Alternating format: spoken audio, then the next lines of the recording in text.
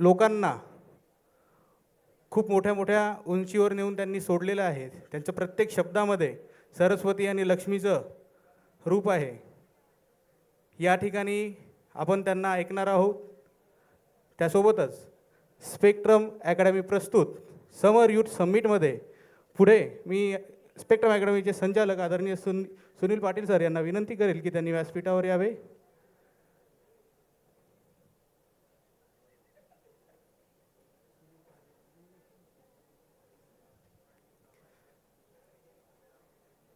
मी अधिकचा वेळ न घेता आदरणीय पाटील सरांना विनंती करेल की विद्यार्थ्यांना मार्गदर्शन करावे. Sunil Patil sir, thank you.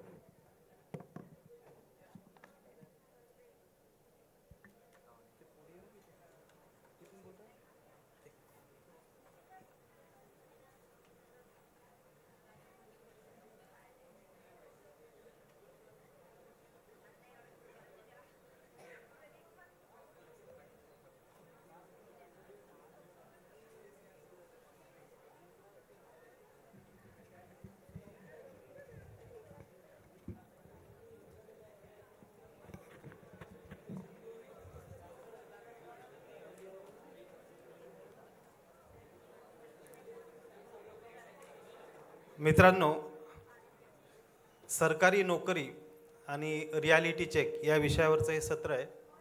सरकारी नोकरी, आता तुम्ही सर्वजण एज्युकेशन घेत आहेत, लर्निंग सुरू आहे, याच्यानंतर अर्निंगचा विचार तुम्ही करणार आहात. आणि जेव्हा आपण अर्निंगचा विचार करतो, करिअरबद्दल विचार करतो, तेव्हा करिअर आणि करिअरच्या वेगवेगळ्या अपॉर्च्युनिटी, त्याच्यामधली एक संधी म्हणजे सरकारी नोकरी. पण या सरकारी नोकरी मागे लाखो लोक लागलेले असतात, हजारोच्या जागा असतात. मग त्याच्यामुळे याच्यातलं वास्तविकतासुद्धा आपल्याला समजून घ्यायची आहे. सरकारी नोकरीच्या संबंधित थोडक्यात आपण माहिती बघणार आहोत. मित्रांनो, करिअर जेव्हा आपण शब्द काढतो, करिअर जेव्हा विचार करतो, करिअर म्हणजे आज तुम्ही शिकतायत पण भविष्यामध्ये तुमचा पूर्ण जीवनक्रम ज्याच्यावर अवलंबून असणार आहे.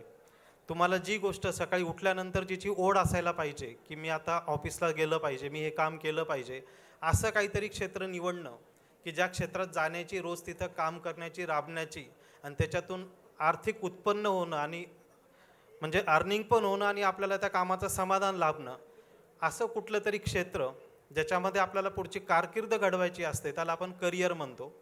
मग जेव्हा करिअरचा विचार आपण करतो तेव्हा शिक्षण घेतल्यानंतर आपल्यापुढे गव्हर्नमेंट सेक्टरमधले करिअर असतात, प्रायव्हेट सेक्टरमधले असतात, बिझनेसमध्ये पण करिअर करता येतात. प्रायव्हेट सेक्टरच्या करिअरबरोबर तुम्ही स्वतःचा व्यवसाय सुरू करू शकतात.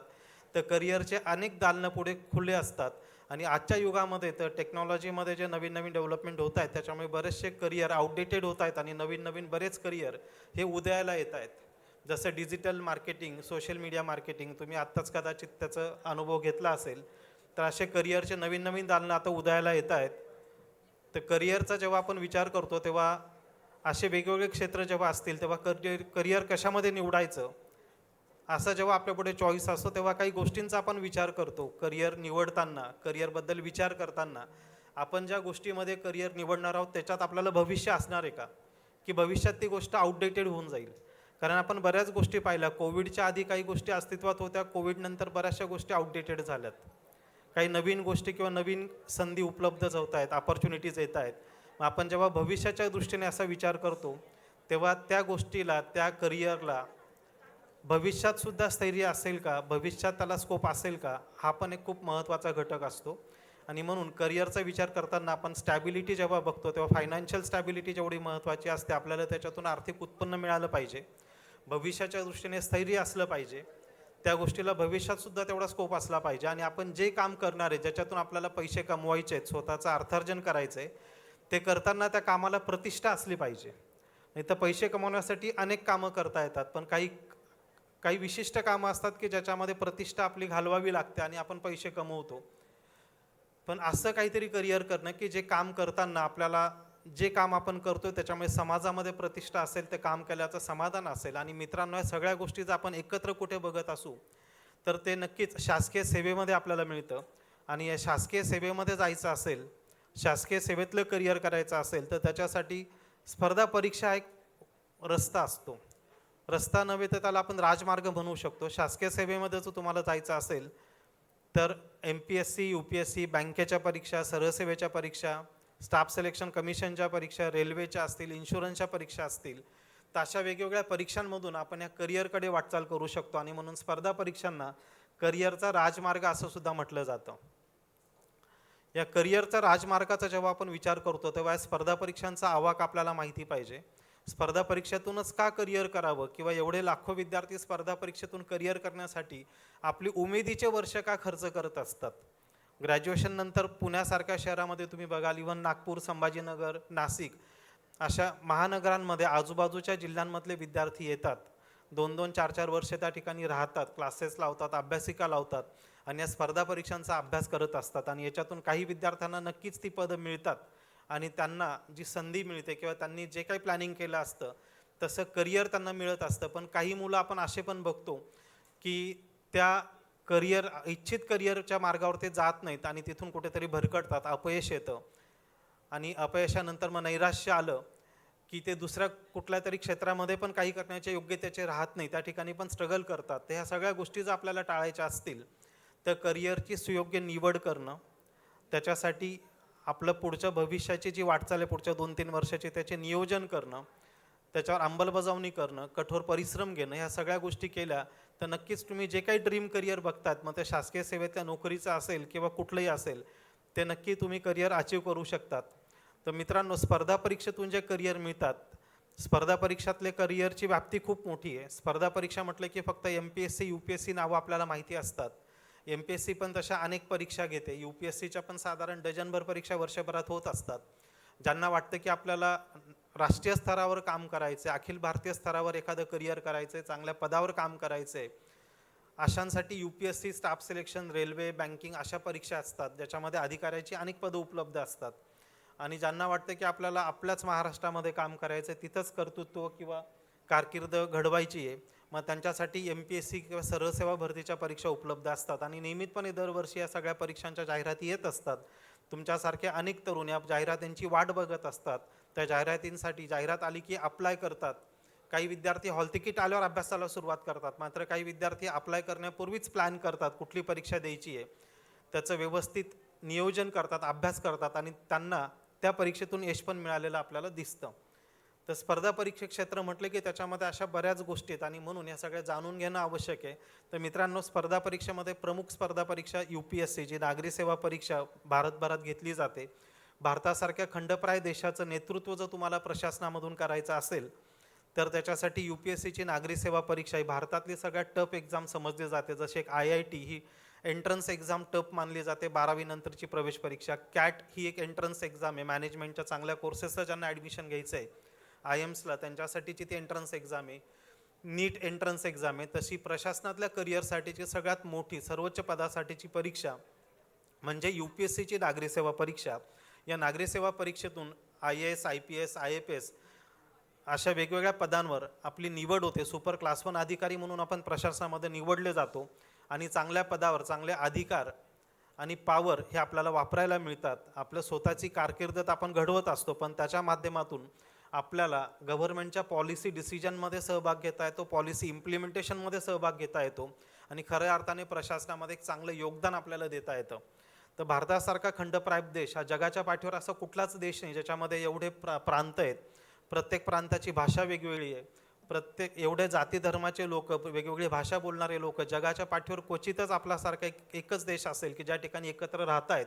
आणि या सगळ्यांना एकत्र बांधून ठेवणारं एक भारताचं संविधान आणि त्या संविधानाची अंमलबजावणी करणारी खऱ्या अर्थाने नोकरशाही. कारण आपले राजकीय सत्ता केंद्र हे नेहमी बदलत असतात, दर 5 वर्षांनी निवडणुका होतात, नवीन लोक सत्तेमध्ये कदाचित येतात, पण त्यांना मदत करणारे, त्यांच्यासाठी प्रशासन चालवणारे, त्यांनी घेतलेले डिसिजन इम्प्लिमेंट करणारे, त्यांना डिसिजन घेण्यासाठी मदत करणारे, इनपुट देणारे, हे म्हणजे तुमच्यासारखे जे विद्यार्थी स्पर्धा परीक्षेतून करिअर करतात, या पदांवर निवडले जातात, ते खऱ्या अर्थाने देशाचं प्रशासन ग्रासरूट लेवलपर्यंत चालवत असतात. आणि म्हणून तुम्ही जर बघितलं, भारताबरोबर स्वतंत्र झालेले इतर देश आपल्या शेजारी जे आहेत ते आणि आपल्या देशाची जर तुलना केली, आजही आपला देश त्यांच्यापेक्षा वेगळा जो आहे आणि प्रगती करतोय, त्याच्या मागे कदाचित एक महत्त्वाचं कारण असेल. तर अशा प्रशासकीय सेवेमध्ये जायचं असेल तर UPSCची ती परीक्षा झाली. दुसरी कंबाईंड डिफेन्स सर्व्हिसेस एक्झाम आहे, ज्यांना आर्मी, नेव्ही, एअरफोर्समध्ये अधिकारी व्हायचं आहे डिग्रीनंतर. डिग्री फायनल इयर असताना ते अप्लाय करू शकतात. CDSCच्या एक्झाम वर्षभरातून 2दा होतात. त्याच्यातून तुम्ही सैन्यामध्ये अधिकारी होतात. त्याच्यानंतर NDAच्या परीक्षा पण वर्षभरातून 2दा होतात आणि सैन्यामध्ये अधिकारी पदाचा प्रशिक्षणासाठी तुमची निवड होते 12वी नंतर. त्याच्यानंतर सेंट्रल पोलीस ऑर्गनायझेशन, त्याच्यासाठी असिस्टंट कमांडंटची जी पदं असतात त्याच्यामध्ये क्लास 1ची पदं आहेत असिस्टंट कमांडंट, त्या एक्झामला म्हटलं जातं CAPF, ती पण दरवर्षी UPSC घेत असते. आणि या सगळ्या परीक्षांमधून 10,000पेक्षा जास्त पदांवर निवड उमेदवारांची केली जाते. UPSCची नागरी सेवा परीक्षा, फॉरेस्ट सर्व्हिस एक्झाम, CAPFची एक्झाम, CDSC, NDAची एक्झाम्स, या तर वर्षभरात 2-2दा होणाऱ्या परीक्षा आहेत. तर हजारो पदं या परीक्षांमधून अधिकारी पदाची अखिल भारतीय स्तरावरची भरली जात असतात. यालाच मदत करणारी अजून क्लास 2 आणि क्लास 3ची जी पदं आहेत गॅझेटेड, नॉन गॅझेटेड, ती स्टाफ सिलेक्शन कमिशनच्या कंबाईंड ग्रॅज्युएट लेवल एक्झाममधून भरली जातात. आत्ताच त्याची जाहिरात आलेली होती, 12,000 पदांसाठी जाहिरात आलेली होती स्टाफ सिलेक्शन कमिशनची. 12 जून त्याची लास्ट डेट होती अप्लाय करायची. तुमच्यातल्या काही लोकांनी अप्लाय केलं असेल, ज्यांनी केलं नसेल त्यांनी पुढच्या वर्षासाठी प्लॅन करू शकतात जर तुम्हाला त्या पदांवर काम करायचं असेल. 12,000 म्हणजे मोठी पदं होती. दरवर्षी 12,000, 15,000, 20,000 अशा पदांसाठी नियमितपणे स्टाफ सिलेक्शनची कंबाईंड ग्रॅज्युएट लेवल एक्झाम परीक्षा घेतली जात असते. याच्यामध्ये पदं कुठली भरली जातात तर inspector in income tax, inspector in customs, inspector in CBI, ED तुम्हाला माहिती असेल एन्फोर्समेंट डायरेक्टरेट, त्याच्यामध्ये इन्स्पेक्टर, इन्कम टॅक्समध्ये इन्स्पेक्टर, सेक्शन ऑफिसर गव्हर्नमेंटच्या वेगवेगळ्या डिपार्टमेंटमध्ये सेंट्रल गव्हर्नमेंटच्या. तर सेंट्रल गव्हर्नमेंटचे जे भरपूर डिपार्टमेंट आहेत त्या डिपार्टमेंटमध्ये अधिकारी पदासाठीची परीक्षा म्हणजे कंबाईंड ग्रॅज्युएट लेवल एक्झाम ही पण एक चांगली परीक्षा आहे. चांगल्या पदावर तुम्हाला काम करण्याची संधी मिळते, एंट्री मिळते. त्याच्यानंतर SSC 12वी नंतर पण परीक्षा घेते. ज्यांना वाटतं की 12वी नंतर आपल्याला खूप जास्त शिकायचं नाही आहे, पटकन सरकारी नोकरी पाहिजे, एक 50-60 हजार स्टार्टिंगला पगार असला तरी चालेल, नंतर मी अजून पुढच्या परीक्षा दिल्या आणि IAS किंवा IPSचं स्वप्न पण पूर्ण करेल, त्यांच्यासाठी 12वी नंतर SSC परीक्षा घेत असते. त्याच्यात 10,000, 20,000 अशा दरवर्षी जागा भरल्या जातात. तर तुम्ही सगळेच 12वी पास असतात, डिग्री करत असतात, म्हणजे तुम्ही पण त्या परीक्षेला बसू शकतात. Combined higher secondary level exam तिला म्हटलं जातं. आणि याच्यातूनही तुम्ही सेंट्रल गव्हर्नमेंटचे इन्कम टॅक्स असेल, सेंट्रल एक्साईज असेल, एअरपोर्ट ऑथॉरिटी असेल, अशा वेगवेगळ्या पोस्टल डिपार्टमेंट असेल, अशा डिपार्टमेंटमध्ये नागपूर किंवा मोठ्या शहरांमध्ये तुम्हाला नोकरीची संधी मिळते. त्याच्यानंतर अगदी 10वी पास जरी विद्यार्थी असतील तर combined matric level exam SSC मार्फत घेतली जाते आणि त्याच्यातसुद्धा हजारो पदांसाठी परीक्षा घेतली जात असते. आणि तुमच्यासारखे विद्यार्थी जे 10वी पास आहेत हे सुद्धा गव्हर्नमेंटच्या सर्व्हिसमध्ये त्याच्यातून जाऊ शकतात. तर SSC एवढ्या परीक्षा घेत, याच्या पलीकडे पण SSC अजून परीक्षा घेतं, जे इंजिनियर आहेत, डिप्लोमा इंजिनियर आहेत त्यांच्यासाठी असतील. मी काही कॉमन एक्झाम्स घेतोय कारण आपल्याकडे तितका वेळ नाही. या सगळ्या परीक्षांचा परामर्श म्हणजे या सगळ्या परीक्षांची माहिती घ्यायची असेल तर त्याला प्रत्येक परीक्षेची व्याप्ती खूप मोठी आहे. आपण फक्त त्यांचं थोडं इंट्रोडक्शन बघतो जेणेकरून तुम्हाला सरकारी नोकरीबद्दल थोडी अजून माहिती जास्त मिळेल आणि तुम्ही करिअरबद्दल डिसिजन घेऊ शकाल आणि त्याचं वास्तविकता पण समजून घेऊ शकाल.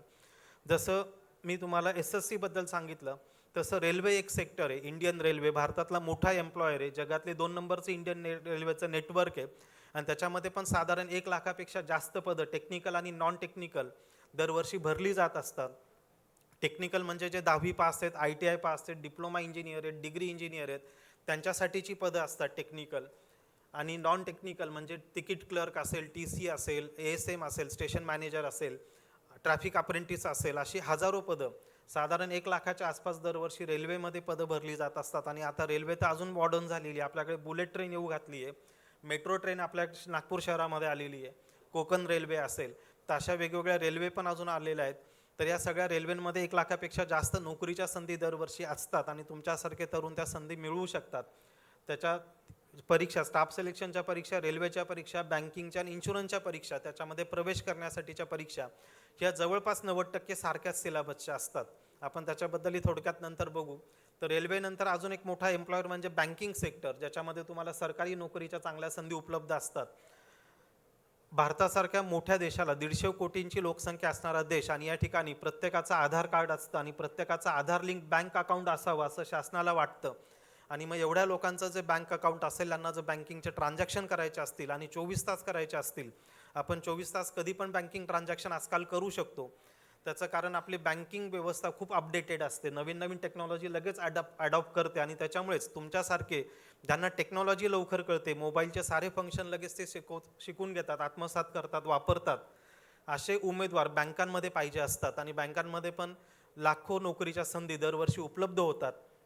मग त्याच्यामध्ये RBIच्या मार्फत जागा भरल्या जातात. तुमच्या नागपूर शहरामध्ये RBIचं हेडक्वार्टर जरी मुंबईला आहे तरी नागपूरमध्ये पण RBIची शाखा आहे. तर रिझर्व्ह बँक ऑफ इंडिया त्याच्यामध्ये असिस्टंट पदासाठी नोकरीची संधी असते. 70-80 हजार महिन्याला पगार असतो. त्याच्यानंतर ग्रेड बी ऑफिसर 1.25 लाख 1.5 लाखापर्यंत सॅलरी असते आणि कुठलाही ग्रॅज्युएट या पदांना अप्लाय करू शकतो. मी तुम्हाला कॉमन नोकरीच्या संधी सांगतोय. स्पेशलाइज तर अजून बऱ्याच असतात. तुमच्याकडे जर स्पेशल क्वालिफिकेशन असेल तर त्याच्यासाठी अजून ॲडिशनल नोकरीच्या संधी असतात. कॉमन सगळेच एक्झाम देऊ शकतात आणि ज्यांच्याकडे स्पेशल क्वालिफिकेशन आहे अशा लोकांची पण बँकांमध्ये, रेल्वेमध्ये सगळीकडे गरज असते. मग जसं कोणाचं BCS असेल, BSc कम्प्युटर सायन्स असेल, MSc कम्प्युटर सायन्स असेल, BE कम्प्युटर्स असेल, IT असेल, AI मध्ये असेल, सायबर सिक्युरिटीमध्ये असेल, हे सगळे लोक बँकांना पण पाहिजे असतात. कारण बँकांमध्ये पण IT चा वापर होत असतो आणि म्हणून IT ऑफिसरची पण पदं असतात. त्यांना स्पेशालिस्ट ऑफिसर म्हणतात आणि त्यांच्यासाठी अजून वेतन किंवा फॅसिलिटी जास्त असतात. त्याची पण वेगळी एक्झाम किंवा जाहिरात दरवर्षी येत असते. तर बँकांमध्ये जसं RBI आहे तसं SBI पण एक मोठं बँकिंग सेक्टर आहे. स्टेट बँक ऑफ इंडिया RBIच्या वतीने, ज्या ठिकाणी RBI नसेल त्या ठिकाणी SBI ही गव्हर्नमेंटची बँक म्हणून काम करत असते आणि इतर नॅशनलाइज बँकांना सपोर्ट करत असते. तर SBIचं पण भारतामध्ये 35,000पेक्षा जास्त शाखा आहेत. नागपूर शहरामध्ये जेवढे पोलीस स्टेशन असतील त्याच्यापेक्षा जास्त SBIच्या शाखा असतील. मग त्याचा विचार करा तुम्ही किती मोठ्या संख्येने रोजगार या बँकांमध्ये एकेका बँकेमध्ये उपलब्ध होतो. मग SBI सारख्या अजून इतर बँका आहेत. SBIच्या पण वेगळ्या एक्झाम होतात प्रोबेशनरी ऑफिसरसाठी, क्लर्कसाठी, PO साठी किंवा तत्सम पदांसाठी आणि 20 ते 30 हजार पदं दरवर्षी SBI भरत असते. SBIची स्वतःची जाहिरात येते, स्वतः रिक्रुटमेंट करते. RBIची जाहिरात IBPS मार्फत येते आणि रिक्रुटमेंट केली जाते. त्याच्यानंतर इतर राष्ट्रीयकृत बँका जसे बँक ऑफ महाराष्ट्र असेल, कॅनरा बँक असेल, पंजाब नॅशनल असेल, नाव जरी पंजाब नॅशनल असेल, बँक ऑफ महाराष्ट्र असेल, पण भारतभर यांच्या शाखा आहेत. बँक ऑफ इंडियाची शाखा परदेशात सुद्धा आहे. तर तुम्हाला अशा पूर्ण भारतभर काम करण्याची संधी या बँकांमध्ये मिळते आणि बँकिंग हे सर्व्हिस सेक्टर आहे. बँकांमध्ये जे काही कामकाज चालतं ते चालवण्यासाठी तुमच्यासारखे उमदे तरुण त्या ठिकाणी लागत असतात आणि म्हणून मोठ्या संख्येने बँकांमध्ये एंट्री लेवलचे जॉब, क्लेरिकल लेवलचे जॉब असतात. त्याच्यानंतर पाठीमागे बसलेले तुम्हाला बँकांमध्ये जे कॅबिनमध्ये बसलेले दिसतात ते मॅनेजर म्हणजे प्रोबेशनरी ऑफिसर किंवा अजून सिनियर लेवलचे मॅनेजर्स, अशा 3 स्तरावर बँकांमध्ये भरती केली जात असते. आणि दरवर्षी किंवा दर महिन्याला तुम्ही म्हणू शकतात की बँकांच्या जाहिराती येतच असतात आणि दर महिन्याला कुठल्या ना कुठल्या बँकेच्या एक्झाम या ऑनलाईन सुरू असतात. तर बँकिंगमध्ये पण तुम्हाला रोजगाराची मोठी संधी असते. तसंच इन्शुरन्स एक सेक्टर आहे. आजकाल इन्शुरन्स ही प्रत्येकाची गरज झालेली आहे. म्हणजे लाईफचा इन्शुरन्स तर आपण काढतोच, पण नॉन लिव्हिंग थिंग्सचा पण इन्शुरन्स आपण काढतो, ज्याला जनरल इन्शुरन्स म्हटलं जातं. मग LIC असेल, GICच्या कंपनी असतील, त्यांच्यामध्ये पण मोठ्या प्रमाणावर क्लेरिकल किंवा एंट्री लेवलची पदं, त्याच्यानंतर ॲडमिनिस्ट्रेटिव्ह ऑफिसर किंवा डेव्हलपमेंट ऑफिसर त्या लेवलची पदं, त्यांची दरवर्षी हजारोच्या संख्येने डायरेक्ट रिक्रुटमेंट केली जात असते. ह्या सगळ्या ज्या तुम्हाला पदं सांगतोय त्यांच्यासाठी कॉमन सिलेबस किंवा पॅटर्न असतो. हे झालं बँकिंग सेक्टर, नॅशनलाइज किंवा ऑल इंडिया लेव्हलचे जे व्हॅकन्सी असतात त्या, ज्याच्यामध्ये तुम्ही अप्लाय करू शकतात. लाखो किंवा हजारोच्या संख्येने व्हॅकन्सी निघत असतात. याच्या पलीकडे ज्यांना वाटतं की आपल्याला आपलं महाराष्ट्रच बरं, आपल्या गावाजवळ, आपल्या शहराजवळच जॉब करायचा आहे, बँकांमध्ये पण आपल्या गावाजवळच पोस्टिंग मिळते, पण अजून त्याच्यापेक्षा आपल्याला सेफर साईडला पाहिजे असेल तर MPSCची परीक्षा, MPSC राज्यसेवेची परीक्षा दरवर्षी नियमितपणे घेते. 2 रविवारपूर्वी MPSCची परीक्षा झाली राज्यसेवेची. ज्यांना क्लास 1 अधिकारी व्हायचं आहे पण आपल्या महाराष्ट्रातच व्हायचं आहे, मग डेप्युटी कलेक्टर असेल, तहसीलदार असेल, शिक्षणाधिकारी असेल, GST मध्ये कमिशनर असेल, तर अशा वेगवेगळ्या पदांसाठी MPSC मार्फत क्लास 1च्या पदांसाठीची परीक्षा घेतली जाते नियमितपणे. आज पण MPSCची परीक्षा होती. MPSC मार्फत ही दुसरी पण एक परीक्षा घेतली जाते. आज तुम्हाला माहिती असेल एक परीक्षा होती MPSCची, माहिती आहे का तुम्हाला? कुठली परीक्षा होती आज? ग्रुप B, ग्रुप Cच्या पण परीक्षा MPSC मार्फत घेतल्या जात असतात. PSI तुम्हाला माहिती असेल, PSI, STI state tax inspector, police sub inspector, ASO assistant section officer मंत्रालयामध्ये किंवा MPSCच्या कार्यालयामध्ये, ज्यांना आयुष्यभर मुंबईतच करिअर करायचं आहे त्यांच्यासाठी ASO ही पोस्ट असते की त्यांचं पोस्टिंग फक्त मुंबईतच असतं. एक तर MPSCच्या कार्यालयात भरपूर जागा असतात किंवा मंत्रालयातच जागा असतात. तर या 3 पदांची पूर्वी वेगळी परीक्षा व्हायची, आता एकत्र परीक्षा होते. याच्यामध्ये अजून काही पदं जोडली जात आहेत. एक्साईज इन्स्पेक्टर असेल, ग्रुप Cची काही पदांसाठी पण आता MPSC परीक्षा घेते. त्याच्यानंतर महाराष्ट्र शासनाने आत्ताच डिसिजन घेतले मागच्या महिन्यामध्ये की सरळ सेवेच्या पण परीक्षा बहुतेक करून ह्या MPSC मार्फतच घेतल्या जाणार आहे, जेणेकरून त्याच्यामध्ये ट्रान्सपरन्सी राहील आणि जे होतकरू हुशार विद्यार्थी त्यांना मेरिटवर त्या ठिकाणून पोस्ट मिळेल. आणि म्हणून MPSCच्या मार्फत या हजारो पदांसाठी ज्या जाहिराती येणार आहेत सरळ सेवेच्या, मग तलाठी भरतीची असेल, झेडपीमधली भरती असेल, आरोग्य विभागातली भरती असेल, महाराष्ट्र शासनाचे वेगवेगळे विभाग आहेत, महिला बालकल्याण विभाग असेल, धर्मादाय आयुक्ताचा एक वेगळा विभाग असतो चॅरिटीचा, न्याय व्यवस्था असते त्याचा वेगळा विभाग असतो. या सगळ्या विभागांमध्ये मॅनपॉवर लागत असते आणि मोठ्या प्रमाणावर रिटायरमेंट नंतरच्या व्हॅकन्सी अजून भरल्या गेलेल्या नाहीत. साधारण 70,000 जागांचं एस्टिमेट शासनाला आलेलं आहे की 70,000 जागांसाठी पुढच्या 1-2 वर्षामध्ये एक्झाम्स घ्यायला पाहिजेत आणि त्या पदांवर भरती केली पाहिजे. तर या सरळ सेवेच्या याच्यातल्या मोस्ट ऑफ द ज्या पोस्ट आहेत त्यासुद्धा MPSC मार्फत भरल्या जाणार आहेत. तर MPSC हा पण एक आयोग आहे ज्याच्या मार्फत तुम्हाला महाराष्ट्रामध्ये वेगवेगळ्या स्तरावर करिअर करण्याची शासनामध्ये एक संधी मिळते. तर मित्रांनो, सरकारी नोकरीचा मार्ग या परीक्षांमधून जातो आणि परीक्षा म्हटलं की आपल्याला नेहमी टेन्शन येतं. आपण पहिलीपासून 15वीपर्यंत डिग्रीपर्यंत दरवर्षी परीक्षा देत असतो. परीक्षा आली की आपण थोडे सिरियस होतो आणि परीक्षेचा अभ्यास करून पुढच्या वर्गात जातो. आता त्या परीक्षा आणि ह्या स्पर्धा परीक्षा यांच्यामध्ये एक मूलभूत फरक आहे. आपण दरवर्षी ज्या परीक्षा देतो तशा स्पर्धा परीक्षांचं स्वरूप तसं नसतं, थोडं वेगळं असतं.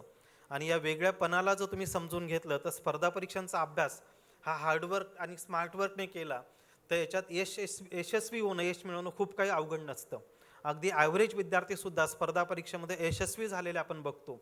त्याचं कारण ते की आपण ज्या परीक्षा दरवर्षी देतो त्या परीक्षा आणि स्पर्धा परीक्षा यांच्यातला मूलभूत फरक आपल्याला माहिती पाहिजे.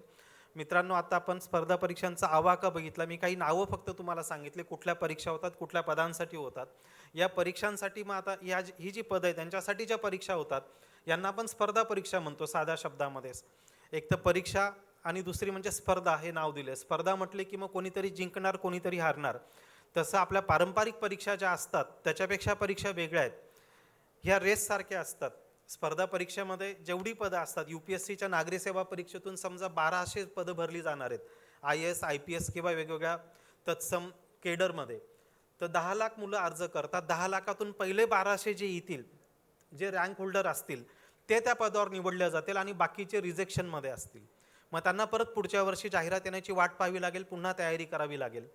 कंबाईनच्या समजा 700-800 जागा निघाल्या, PSIच्या 500-600 जागा आहेत, त्याच्यासाठी तुम्ही अर्ज केला तर पहिल्या 500मध्ये किंवा पहिल्या 600मध्ये आले जेवढ्या पदांसाठी जाहिरात आली आहे तेवढ्या रँकमध्ये जो तुम्ही आलात तर तुमचं सिलेक्शन म्हणजे तुमचं करिअर झालं, तिथून सुरू झालं. आणि जर तुम्ही त्याच्यापेक्षा 1 किंवा 2 मार्कांनी जरी राहून गेलात त्या पदाच्या जवळ पोचायला तरी आपण रिजेक्टेड असतो. कारण या स्पर्धा परीक्षा ज्या असतात ह्या तुमच्या सिलेक्शनसाठी असतात आणि उरलेल्यांना रिजेक्ट करण्यासाठी असतात. आणि ज्या तुम्ही आत्तापर्यंत दरवर्षी परीक्षा देतात, पहिलीपासून तर 9वी, 10वी, 11वी, 12वी, ह्या सगळ्या परीक्षा फक्त पात्रता परीक्षा आहेत. त्या वर्गातून पुढच्या वर्गात तुम्हाला ढकलण्यासाठी, पुढे पाठवण्यासाठी त्या परीक्षा होतात. 11वीची परीक्षा पास झाली की आपण 12वीला जातो. जेवढ्या जागा 11वीच्या वर्गात असतात तेवढ्याच 12वीला रिझर्व्ह असतात. म्हणजे साधारण तेवढी मुलं पास होऊन आणि तेवढ्या जागा त्यांच्यासाठी असतात. म्हणजे ती पात्रता परीक्षा आहे. दुर्दैवाने कोणी नापास झालं तो मुक्काम करतो, पुन्हा 11वीचा अभ्यास करतो, त्याचा पाया अजून पक्का करतो आणि 12वीला पुन्हा जातो. म्हणजे त्या जागांवर त्यांना प्रवेश मिळतोच. मग ह्या परीक्षा पात्रता परीक्षा आहेत ज्या आपण आत्तापर्यंत देतोय किंवा याच्या पुढे अजून देणार आहे आपली पात्रता वाढवण्यासाठी. पण स्पर्धा परीक्षा पात्रता परीक्षा नाही आहेत. ह्या तुमच्या सिलेक्शनसाठी किंवा रिजेक्शनसाठीच्या परीक्षा आहेत आणि म्हणून यांचं स्वरूप हे थोडं वेगळं असतं. कारण याच्यातून लाखोंमधून काही निवडक मुलं, निवडक उमेदवार हे शासनाला किंवा आयोगाला निवडायचे असतात. आणि हा आयोगाकडे इतका वेळ नाही की 1200 जागांसाठी जर जाहिरात आली UPSCची तर 10 लाख मुलांनी अर्ज केला, प्रत्येक मुलाला तपासून बघायला आयोगाकडे वेळ नाही की 10 लाखातल्या प्रत्येकाला तपासून बघायचं आणि मग त्याला ती नोकरी द्यायची की नाही, त्याचं सिलेक्शन करायचं की नाही ते ठरवायचं. मग त्याच्यामुळे स्पर्धा परीक्षा 3 टप्प्यांवर होतात. एक पूर्वपरीक्षा असते, तिच्यात तुम्ही उत्तीर्ण झालात, जे सिरियस आहेत त्या पदासाठी, ज्यांनी अभ्यास केला ते त्या पूर्वपरीक्षेत उत्तीर्ण होतात आणि ते मुख्य परीक्षेला जातात. आणि मुख्य परीक्षेतून मुलाखतीसाठी निवड केली जाते. जेवढी पदं असेल त्याच्या तिप्पट उमेदवारांना मुलाखतीसाठी निवडलं जातं. तर अशा 3 टप्प्यांवर, आपल्या नेहमीच्या परीक्षा अशा टप्प्यांवर नसतात विद्यापीठाच्या परीक्षा, पण ह्या परीक्षा जर तुम्हाला अधिकारी व्हायचं आहे शासनामध्ये त्या 3 टप्प्यांच्या परीक्षा आहेत. आणि तुम्हाला अधिकाऱ्यांनी फक्त कर्मचारी व्हायचं आहे म्हणजे क्लास 3 क्लास 4मध्ये जायचं आहे, नॉन गॅझेटेड पोस्टवर जायचं आहे तर विदाऊट इंटरव्ह्यू पण डायरेक्ट सिलेक्शन असतं, प्री आणि मेन्स असते. त्याच्या पुढे जाऊन सांगेल की सरळ सेवा पण असते. आपल्याकडे सरळ सेवेतून हजारो पदं भरली जातात. सरळ सेवा म्हणजे सरळ एकच परीक्षा असते, पूर्व मुख्य मुलाखत काहीच नसते. एकच परीक्षा 60 मिनिटाचा पेपर असतो, त्याच्यात 100 प्रश्न असतात आणि त्या परीक्षेमध्ये तुम्ही मेरिटमध्ये आलात तर फक्त तुमचे कागदपत्र तपासले जातात. तुम्ही अर्ज करताना जी कागदपत्र अपलोड केलेली ती बरोबर आहेत का, ते मार्क्स तुमचे आहेत का, ती कॅटेगरी तुम्ही बिलॉंग करतात का, डॉक्युमेंट व्हेरिफिकेशन होतं आणि डायरेक्ट तुमची पोस्टिंग होते. तर ती सरळ सेवा परीक्षा, त्याच्यामधून पण हजारो पदं दरवर्षी भरली जात असतात. पण तुम्हाला जर अधिकारी व्हायचं असेल तर पूर्वपरीक्षा, मुख्य परीक्षा आणि मुलाखत या 3 टप्प्यांमधून जावंच लागतं. आता ह्या 3 टप्पे का असतात सरकारी सेवेच्या परीक्षेमध्ये ते थोडक्यात समजून घेऊ आपण. 10 लाख मुलांनी अर्ज केले, 10 लाख मुलांना तपासून बघायला आयोगाकडे वेळ नाही. MPSCची कंबाईनची परीक्षा आज होती, त्या परीक्षेला पण 2.5-3 लाख उमेदवार अर्ज करतात. जागा 1000-1200 असतात खूप वाढल्या तरी, नाही तर 400-500 असतात, या रेंजमध्ये जागा असतात कंबाईन करून. तर एवढ्या उमेदवारांना 2.5 लाख महाराष्ट्रातल्या मुलांनी MPSCचे अर्ज केले, त्यांना तपासून बघायचं एवढा वेळ महाराष्ट्र शासनाकडे किंवा MPSCच्या आयोगाकडे पण नसतो. आणि म्हणून शासन काय करतं की त्या अर्ज केलेल्या मुलांमधले जे सिरियस कॅन्डिडेट आहेत त्यांना शोधून काढण्यासाठी चाळणी परीक्षा ठेवते. त्याला म्हटलं जातं पूर्वपरीक्षा, प्रिलिमिनरी एक्झाम. या चाळणी परीक्षेमध्ये कोण उत्तीर्ण होतं, किती विद्यार्थी उत्तीर्ण केले जातात, 1000 जागांसाठी जर जाहिरात असेल साधारण त्याच्या 15 पट उमेदवारांना निवडलं जातं. म्हणजे 15,000 मुलांना मुख्य परीक्षेला निवडलं जातं त्या लाखो मुलांमधून. जेव्हा तुम्ही एकदा पूर्वपरीक्षेतून पास होऊन मुख्य परीक्षेला येतात म्हणजे तुम्ही लाखोच्या स्पर्धेतून काही हजारामध्ये आलात. आता या स्पर्धेतून इकडे यायचं म्हणजे काय करावं लागतं आपण ते पुढे बघू, की ते खूप अवघड काम पण नाही मुख्य परीक्षेला सिलेक्ट होणं. आता मुख्य परीक्षा आपण दिली की जेवढी पदं असतात त्याच्या तिप्पट मुलांना मुलाखतीला निवडलं जातं. त्यांची वैयक्तिक चाचणी किंवा त्यांची तोंडी परीक्षा घेतली जाते, तिला आपण मुलाखत म्हणतो, पर्सनॅलिटी टेस्ट म्हणतो किंवा पर्सनल इंटरव्ह्यू म्हणतो. तर साधारण 1000 जागांसाठी जाहिरात आली असेल तर 3000 उमेदवारांना मुलाखतीसाठी निवडलेलं असतं. म्हणजे निवडलेल्या प्रत्येक तिघांपैकी एकाला ती पोस्ट मिळणारच असते. तर अशा 3 टप्प्यांमध्ये परीक्षा घेतली जात असते. मग लाखो मुलांमधून हजारोंमध्ये यायचं असेल आणि हजारोंमधून काही शेकड्यांमध्ये यायचं असेल, त्या पदाच्या जवळ जायचं असेल, ते 3 टप्पे आपल्याला पार करावे लागतात. हे 3 टप्पे कसे पार करायचे त्याच्यासाठी काही स्किल सेट आहेत. आपण थोडक्यात ते स्किल सेट बघू. आता पारंपरिक परीक्षांमध्ये तुम्हाला प्रश्न येतात, तुम्ही उत्तरं लिहितात, तुम्ही पाठांतर करून जातात, पेपर काळा करून येतात, एक्झामिनर त्या पेपरवर तुम्ही काय लिहिलंय ते वाचतात, तुम्हाला न बघता मार्क्स देऊन टाकतात, तुम्ही पुढच्या वर्गात जातात. स्पर्धा परीक्षेमध्ये प्रश्न असतो, त्याच्या खाली पर्याय दिलेले असतात, उत्तरं लिहायचे नसतात, फक्त योग्य पर्याय निवडायचा असतो, सिलेक्शन करायचं असतं किंवा उरलेले 3 पर्याय जे अयोग्य ते रिजेक्ट करायचे असतात, ते इलिमिनेट करायचे असतात. म्हणजे तुम्हाला योग्य पर्यायाच्या जवळ पोहोचता येतं. म्हणजे कॉपी करायची पण गरज नसते. प्रश्नाच्या खाली 4 उत्तर दिलेले, त्याच्या पलीकडचं उत्तर नसतंच, त्याच्यातूनच फक्त तुम्हाला निवडायचं असतं. म्हणजे थोडक्यात काय की तुम्हाला या ठिकाणी समोर प्रश्न पण आहे, त्याची उत्तरं पण आहे, त्याच्यातलं जास्त योग्य उत्तर कोणतं, बऱ्यापैकी काही प्रश्न त्या प्रश्नांची 4ही उत्तरं पण योग्य असतात, पण त्यातल्या त्यात जास्त योग्य उत्तर कोणतं आहे ते तुम्हाला निवडायचं असतं. ते निवडलं तुम्ही तर तुम्हाला पॉझिटिव्ह मार्क्स मिळतात. ते जर तुमचं चुकलं तर त्या प्रश्नाचे 0 मार्क्स मिळतात. शिवाय जे तुम्ही कमवलेले मार्क आहेत त्याच्यातून पण काही मार्क मायनस होतात. निगेटिव्ह मार्किंग पण इथं असते, जी आपले विद्यापीठाच्या परीक्षांना, बोर्डाच्या परीक्षांना नसते. म्हणून या ठिकाणी तुम्हाला ॲक्युरसी पण खूप महत्त्वाची असते. म्हणजे तुम्हाला ॲक्युरेट उत्तर काढता आलं पाहिजे. एक तर ॲक्युरेट येत असेल तर लिहायचं, नाही तर सोडून द्यायचं, स्किप करायचा तो प्रश्न. त्याच्यामुळे या एक्झामचे थोडे स्किल वेगळे आहेत. अभ्यास करताना थोड्या वेगळ्या पद्धतीने करावा लागतो, प्रॅक्टिस पण वेगळ्या पद्धतीने करावी लागते. तर मित्रांनो, पारंपरिक परीक्षांमध्ये पुस्तकं दिलेले आहेत, सिलेबस डिफाईन केलेला आहे. तुम्हाला 5वीला, 10वीला, 12वीला टेक्स्टबुक डिफाईन केलेलं असतं, त्याच्या बाहेरचा प्रश्न नसतो. विद्यापीठांनी पण त्यांचा सिलेबस दिलेला असतो आणि मार्केटमध्ये त्याची टेक्स्टबुक मिळतात किंवा त्या सिलेबसवर आधारित पब्लिशरची पुस्तकं असतात, त्याच्या बाहेरचे शक्यतो प्रश्न नसतात.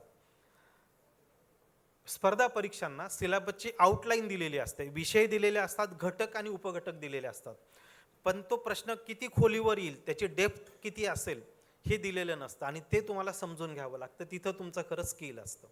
आणि म्हणून पारंपरिक परीक्षांचा अभ्यास हा वेगळा आहे. तिथं तुम्ही पुस्तक वाचून गेले, पाठ करून गेले, पेपर लिहून आले, मार्क्स मिळतात, आपण पुढच्या वर्गात जातो. स्पर्धा परीक्षांना तुम्हाला असं पाठ करून गेलं आणि तेच परीक्षेला येईल असं नाही आहे.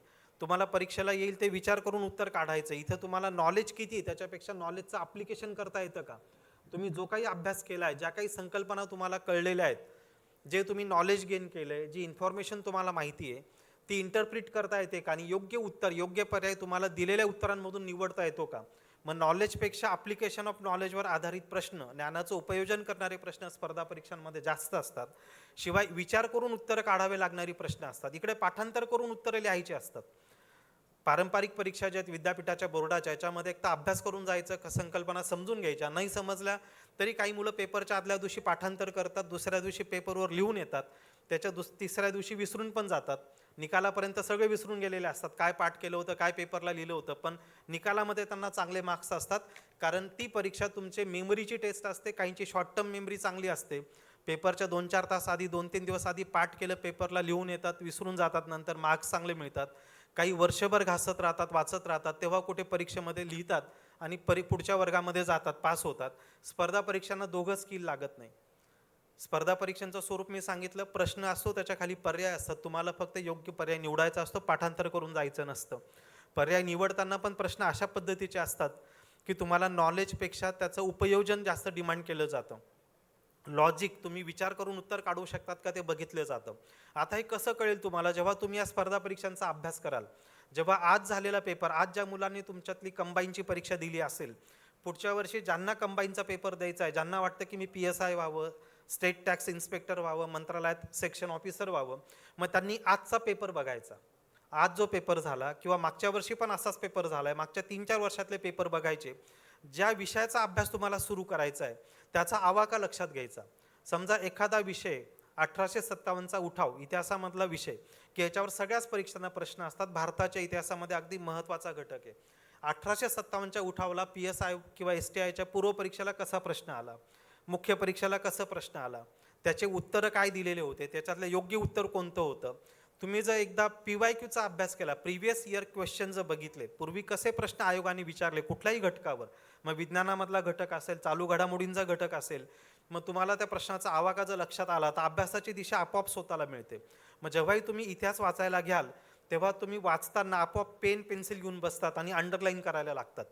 तुम्हाला लक्षात येतं की अरे या पद्धतीचे किंवा या शब्दावर प्रश्न विचारला जातो, या माहितीवर प्रश्न MPSC विचारते, आणि मग ते अंडरलाईन केलेले जे मुद्दे असतात ते रिव्हिजन करताना पुन्हा पुन्हा तुम्ही बघतात आणि अशा पद्धतीने तुमचा अभ्यास थोडा सोपा होत जातो. तर PYQचा अभ्यास करून आपल्याला सिलेबसची व्याप्ती आणि खोली ठरवावी लागते, जी विद्यापीठाच्या बोर्डाच्या परीक्षांना गरज नसते. त्याच्यातही PYQचा आपण रेफरन्स घेतो, पण त्याला पुस्तकं ठरलेली आहे, त्याच्या बाहेरचे प्रश्न येणार नाही, त्याच्या बाहेरचं उत्तर पण नसणार आहे. इथं पुस्तकं ठरलेली नाही आहेत, फक्त घटक उपघटक ठरलेले आहेत. आणि म्हणून तर स्पर्धा परीक्षांचा अभ्यास करायचा असेल तर PYQचा ॲनालिसिस, प्रिव्हियस इयर क्वेश्चनचा ॲनालिसिस करणं, त्याचं विश्लेषण करणं, फक्त प्रश्नांचं अभ्यासक्रमाचं विश्लेषण नाही, स्वतःचं पण विश्लेषण करणं, की त्या परीक्षेला जेवढे विषय असतील त्याच्यामध्ये आपण कुठल्या विषयामध्ये स्ट्रॉंग आहोत, कुठल्या प्रश्नांची उत्तरं आपल्या ओळखीचे वाटत आहेत, कुठले प्रश्न ओळखीचे वाटत आहेत, म्हणजे ज्याच्यामध्ये आपण चांगला स्कोर करू शकतो. आणि ज्या प्रश्न आपल्याला अनोळखी वाटत आहेत, ज्यांची उत्तरं पण ओळखीचे वाटत नाही, म्हणजे आपल्याला तिथं बऱ्यापैकी वाचावं लागणार आहे, समजून घ्यावं लागणार आहे, म्हणजे आपला वीकनेस पण आपल्याला कळतो.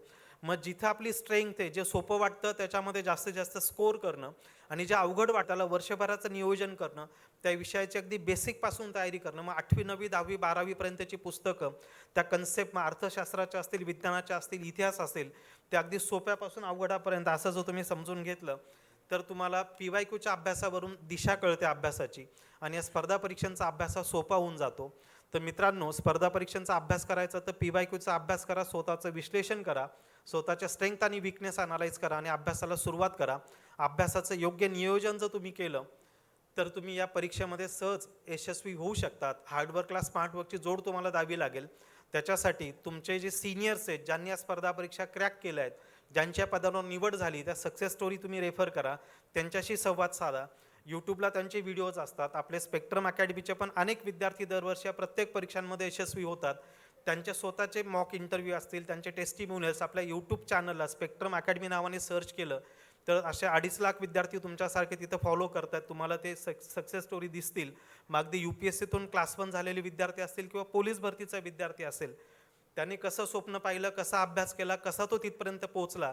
जो तुमच्यासारखाच कधीतरी कुठेतरी असं ऐकत होता स्पर्धा परीक्षांबद्दल, तर तुम्हाला त्याच्यातूनही तुमच्या अभ्यासाची दिशा गवसेल आणि तुम्ही तुमच्या ड्रीम जॉबपर्यंत पोहोचू शकाल.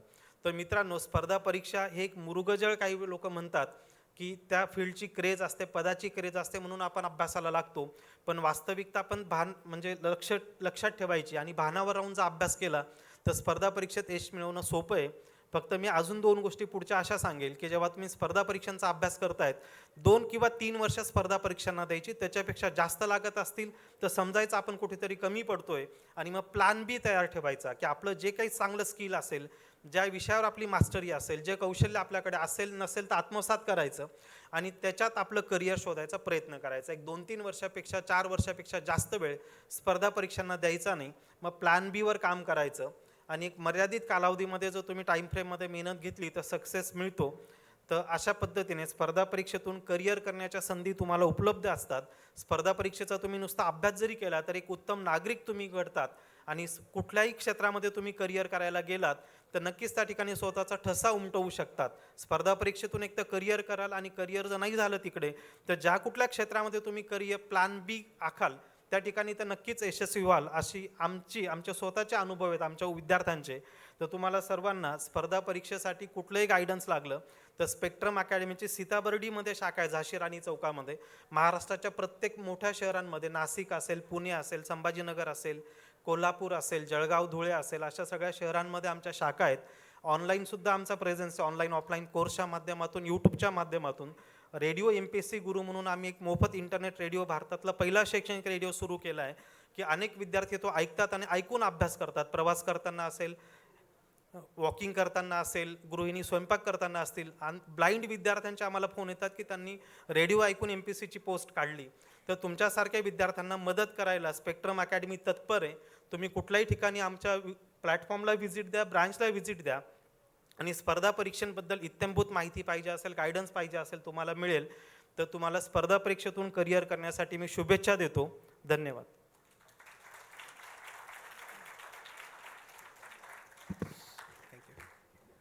धन्यवाद सर. आपलं मार्गदर्शन नक्कीच विद्यार्थ्यांच्या उज्ज्वल भविष्यासाठी कामी येईल. आपण वेळेतला वेळ काढून नागपुरातील आणि तसेच 11 जिल्ह्यातील विद्यार्थ्यांना मार्गदर्शन करण्याकरिता आपण या ठिकाणी आलात. आपल्याही इन्स्टिट्यूटचे सर इथे विद्यार्थी आहेत, स्पेक्ट्रम अकॅडमी नागपूर सीताबर्डीचे. आपल्याला त्या आय थिंक त्यांचं तिथे तुम्ही मार्गदर्शन तुम्ही करतच असाल, पण इथे आमच्या व्यासपीठावर त्यांनी ऐकलं, आम्हाला खूप छान वाटलं. अभिमानाची गोष्ट आहे आमच्यासाठी आणि हे विद्यार्थी नक्कीच घडतील असं ठाम विश्वास आहे. कारण की तुमचं व्हॅल्युएबल गायडन्स आणि व्हॅल्युएबल गायडन्सच्या माध्यमातून तुम्ही दिलेल्या 2 गोष्टी, त्या 3 ते 4 वर्ष फक्त स्पर्धा परीक्षेच्या पाठीमागं धावायचं आणि नाही सक्सेस झालं तर बी प्लॅन. आपण या ठिकाणी आलात त्यासाठी आपले मनपूर्वक धन्यवाद. Thank you so much sir.